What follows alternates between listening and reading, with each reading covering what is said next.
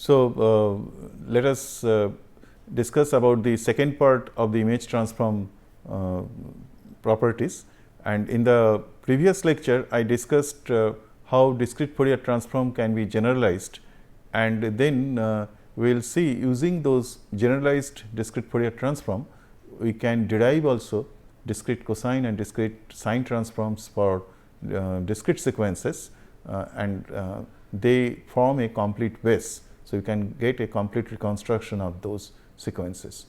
So, to understand that fact, let us consider a concept of symmetric or antisymmetric extension of a finite sequence.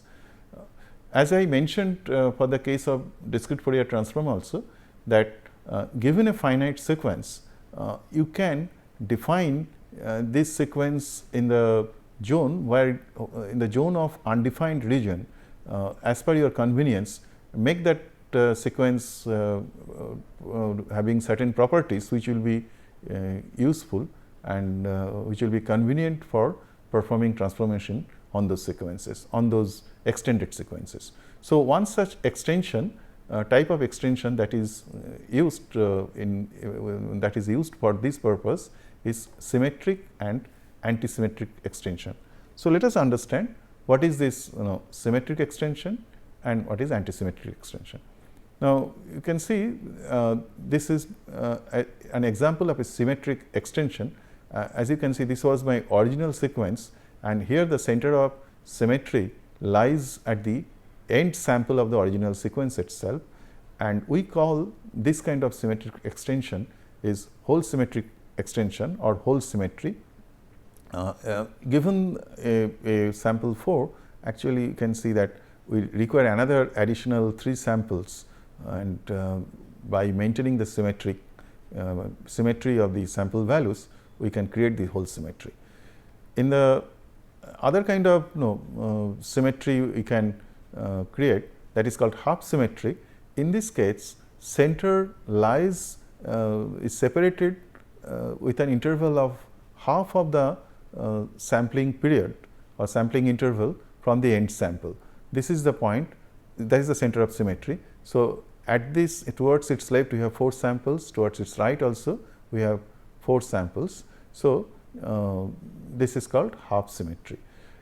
And for the antisymmetry, we also similarly define whole antisymmetry. In whole antisymmetry, the center of antisymmetry lies at a sample value which is introduced. So, this value should be 0, and then next of the values should be determined by the corresponding sequence, original sequence. They should be negative of the corresponding sample value, and this is the whole antisymmetry. So, you can see the total length in this case, in this definition, it is 4 plus this is a value introduced 5, and then this is 4. So, this is 9. This is the whole antisymmetry, an example of whole antisymmetry.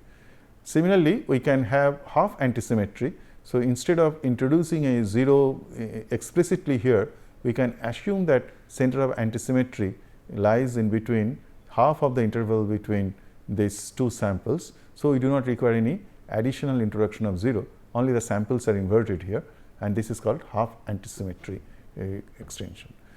Now, the significance of this symmetric extension is that if I make the symmetric extension, then you can observe this function becomes even function if we consider this is the this is the sample value at the 0th index or x equal to 0, and it becomes also even function if your origin of x lies here.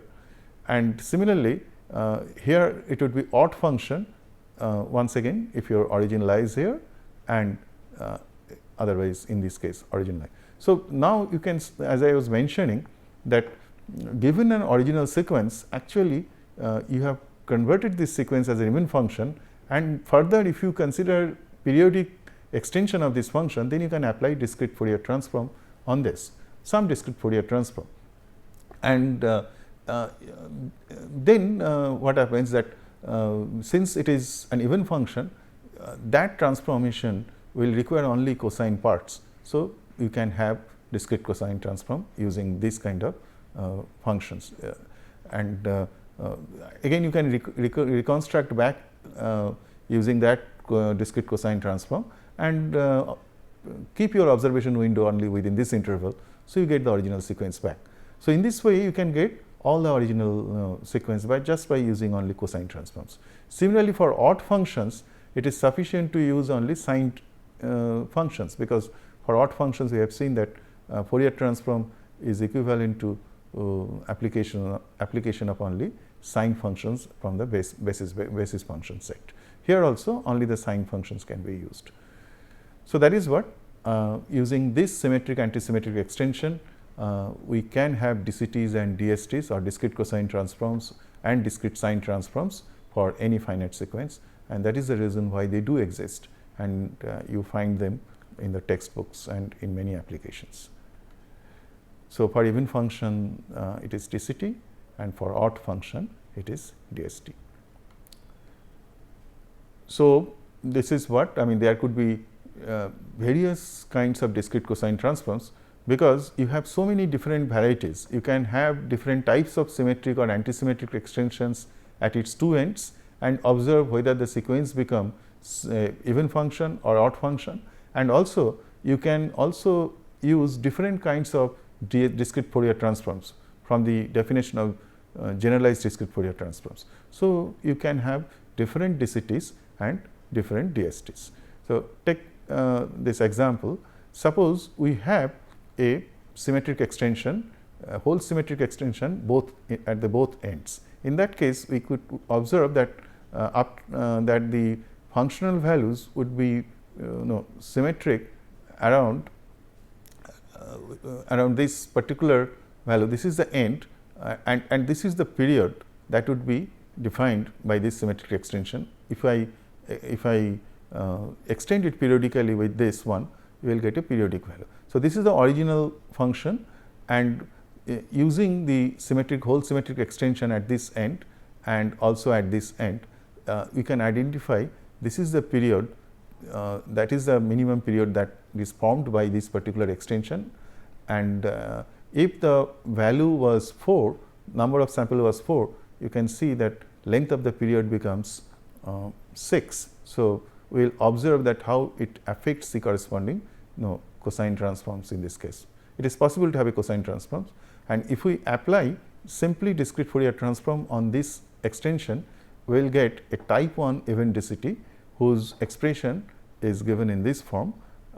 You can see that only it is the cosine basis function is used, cosine functions is used from the basis vectors, they form the basis vectors, and you can see the period is 2n, but you observe the definition of n in this case, the value ranges from 0 to capital N, which means there are actually number of samples is more than there are n plus 1 number of samples are there. So, if the value of n plus 1 is equal to 4, so actual value of n is equal to 3 in this case. So, that is why the period is 6, right. So, this is how the type 1 even DCT is defined. There is a definition of alpha p also. This is for the normalization operations, for making it orthogonal and orthonormal. When you are performing the reconstruction, they should satisfy this property. So, you will have this particular definition. So, similarly, we can have other kinds of symmetric extensions, HS. So, at both ends we have half symmetric extension, and if this is your original samples that is of length 4, then half symmetric extension at both ends will provide you a periodic signal of even period, even function of length 8. And if I apply the alpha, that general discrete Fourier transform when alpha equal to 0 and beta equal to half, that is odd time discrete Fourier transform, then you will find it is a type 2 even DCT, and the expression can be given in this form. And here you can observe that given n samples, we are generating a period of twice n. So, you have this expression, and this is a familiar density expression what you see in the textbook, and this is mostly used in image compressions and video compressions. And if I say density, this is type 2 event density is by default that would be considered as that discrete cosine transforms. And for discrete sine transforms, similar we can have antisymmetric extensions like whole antisymmetry extension, and given 4 samples you generate a period of, you see, 9, which should be 2n plus 1. So, I will define the definition of n. Instead of starting from 1, we should 0, we should say n equal to 1 n minus 1. So, actually you are defining it with respect to n minus 1 samples, and that would give you the twice n period, and this is what is your type 1 event DST. And for type 2 event DST, similarly we have half antisymmetric extension, and there also we are applying the this corresponding discrete Fourier transform, and this is a particular transformation matrix that we will be applying there. So, you will get a type 2 event DST, and this is the expression for type 2 event DST. There will be many other DCTs and DSTs. In fact, since there are 2 ends and we can have 2 varieties of symmetry and 2 varieties of antisymmetry. So, in total there could be 16 different types of DCTs and DSTs. And type 2 event DCT, as I mentioned, that is mostly used in signal, image and video compression. So, in a matrix form we can represent particularly type 2 DCT. For an example I am showing, all these transformation can be also expressed in the general linear transformation form, discrete linear transformation form what we discussed earlier. So, an element of the matrix, that is k nth element, can be denoted in this form, and this matrix is also referred to as n point DCT matrix, which is a type 2 DCT in this case. And in this case there are certain properties which are interesting and which are exploited in various developing different algorithms using DCT coefficients. One of these properties is that each row of this transformation matrix is either symmetric, we call them even row, or antisymmetric, and this is a particular equations by which we are expressing this property. And the transformation can be expressed in terms of multiplication with the column vector, and you get the corresponding transformed DCT column vector, and its inverse is also given in this form. In this case it is an orthonormal expansion. So, you can just have the transpose operation. So, the applications of transforms, one of the application is that it can simplify the convolution operations what you perform in the functional domain, because you can see that convolution operations in the functional domain, that becomes equivalent to multiplication operations in the transform domain when you consider the Fourier transform. So, this is a particular expressions, as you can, this is a sketch by which we can understand that the relation is that if I consider a function and if the impulse response of the system is h t, then convolution of impulse response with that function is equivalent to the product of Fourier transform of this function and Fourier transform of this impulse function. This property is called convolution multiplication property of Fourier transforms. Let us consider how this property is reflected using discrete Fourier transform. In the discrete domain, the convolution operation, linear convolution operation, can be represented in this form. Instead of integrations, now we have summations, and these are shifted impulse responses, that is unit impulse responses along the corresponding functional domain at integral points. And the linear combination of all those shifted values will give you the convolutions, as you see that coefficients of those linear combination comes from the functional value itself. So, when we perform the linear convolution, the thing is that we assume both the sequence and also the impulse response they are of infinite length. but it happens we are handling with the finite sequence, and discrete Fourier transform is also is applied for a finite sequence. So, how do you know you can how do you consider these definitions? How do you we can modify this definition, because it is not necessarily the corresponding functional domain where the function is not defined in a finite sequence. It is not necessarily they have to be set to 0. If you set them to 0, it becomes equivalent to linear convolution, but you can consider some periodic extension as we did for discrete Fourier transform definition itself. So, periodic convolution of two finite sequences is defined as convolution between two finite sequences with periodic extension, same linear convolution, and it can be observed that if they have same period, that the periodic sequence also will be of same period. So, with this definition, with this property, we can define a circular convolution. So, it is sufficient if we compute the periodic convolutions for a single period only. We need not compute for the whole function in the whole functional domain itself. So, in a circular convolution, which is its, as I mentioned, it is a periodic extension, and we can compute only with the interval of from 0 to n minus 1, and if I apply this periodicity definition, then this can be broken into these two parts. That is the definition of a circular convolution. The interesting part is that convolution multiplication property for DFT, it holds for this circular convolution. So, if I consider the impulse response of a system and functional of a finite sequence, both should be of same length, take the discrete Fourier transform and take the product point wise at the corresponding corresponding coefficient wise, take the product, then you will get also the transform coefficients of the sequence, what would have been what would have been the output of this system if they are all periodic extensions. So, this is what is your is the property in the discrete Fourier transform domain. So, what about there is another kind of convolution with anti-periodic extension. Like periodic extension, we can have anti-periodic extension. In the anti-periodic extension, first we perform the this anti-periodic extension over the functional domain, that is with an antiperiod n.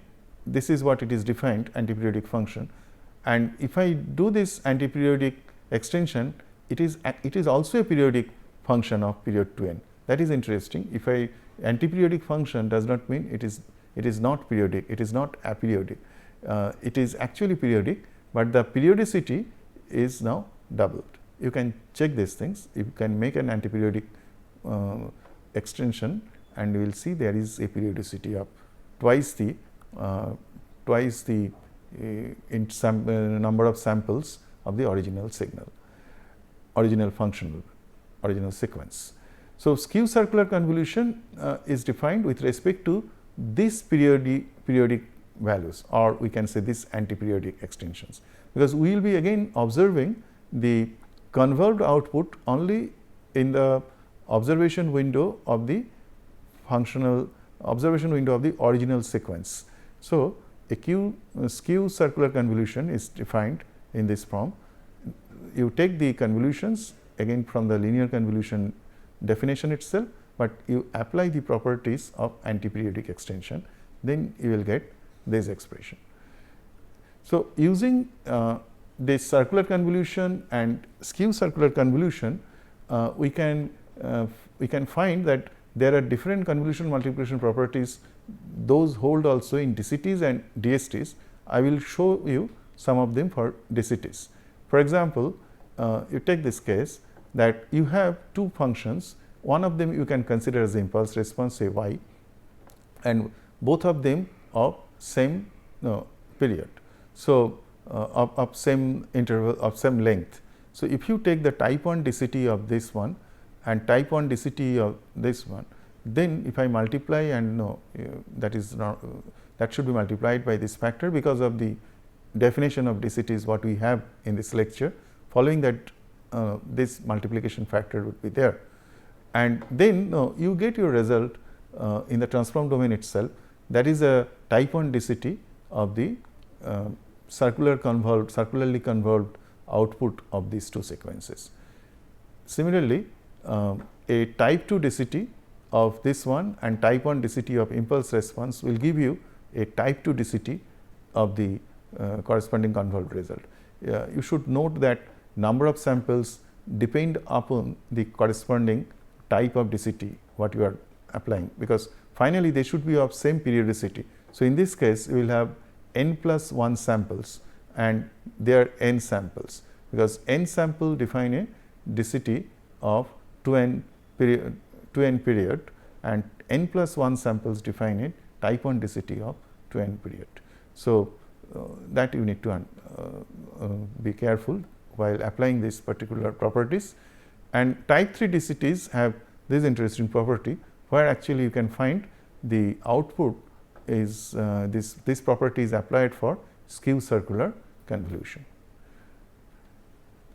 So, whatever we have discussed in one dimensional transform, this can be easily extended for two dimensional transforms, this discussion, if I consider our basis function in two dimension has a certain particular property, which is a separability property. So, they are separable if I can write these basis functions into this two form. That means, you can write it as a product of two basis functions. They are all independently they can be computed using a particular variable. So, this is an 1D basis function, it is a product of two one dimensional basis function.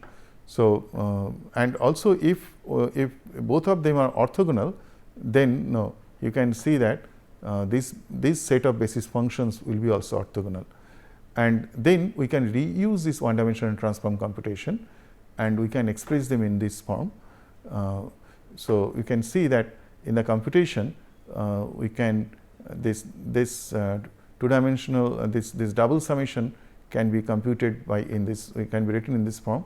So, first we are computing the transforms with respect to the x by changing the values or sequence with respect to the variation over x, and then we are considering the transform of say with respect to the value of y. We will see that how this computation is reflected in terms of matrix operation. So, you should note here, though, in this slide I have used the same abbreviation, same notations for these two functions. They could be separate. Only thing is that both of them needs to be orthogonal to keep the orthogonality property of these basis functions. So, 2D discrete transform can be easily computed by using this separability property. So, let us consider. So, the computation would be in these ways, that you can transform columns and then you can transform rows. Suppose you have a one dimensional transform matrix B and there is an input, your input is a corresponding matrix, corresponding input is given in terms of m cross n matrix, that is your data. So, if I can transform, first I can transform columns of this input data, that is the image, in this case m cross n some image block.